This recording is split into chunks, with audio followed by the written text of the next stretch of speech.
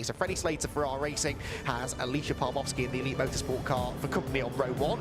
Then it's Luca Hopkinson and Charlie Hart, who had a time penalty yesterday and damage after a couple of collisions in the closing stages. Then yesterday's winner Hugo Schwarzer is 5th alongside Leo Robinson, ahead of Finn Harrison and Henry Jocelyn, who was also in the wars but is showing good pace this weekend.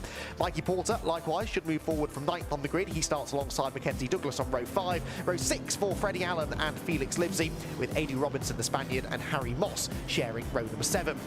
Row 8 then is where you find Holly Mile there in the number 23 car. Tom Sprang for Prep Tech UK is next, ahead of Bria Anglis, and Reza Swarithan starting even further back on the grid than he did yesterday. One of the championship frontrunners, definitely worth keeping an eye on. Then Chase Fernandez will start at the very back of the 19-car grid.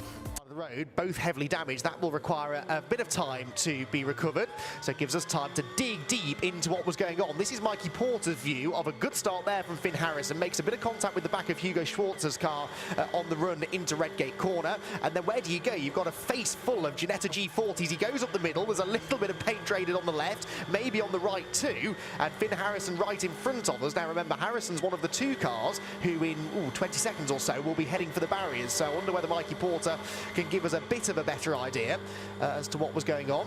Out through the crane of curves, cold tyres, careful not to lose the rear as they drop down the hill, and then tentatively pitches it into the old hairpin. Now watch the 2 cars ahead. Harrison on the right. I reckon that's Robinson on the left, and Robinson is...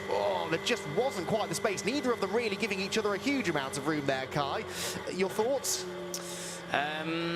It's definitely a touch and go incident. We'll have a look at it again. It just looks there like the 37 of Leo Robinson tries to close the door, tries to squeeze off Harrison. It's definitely a bit of contact, sends him around. There is the best news all day, though. They are the 2 drivers involved in the shunt between Starkeys and Schwantz Curve. 3 are racing cars that failed to finish. There, most likely, is the cause of the safety car. Then the 2 cars off.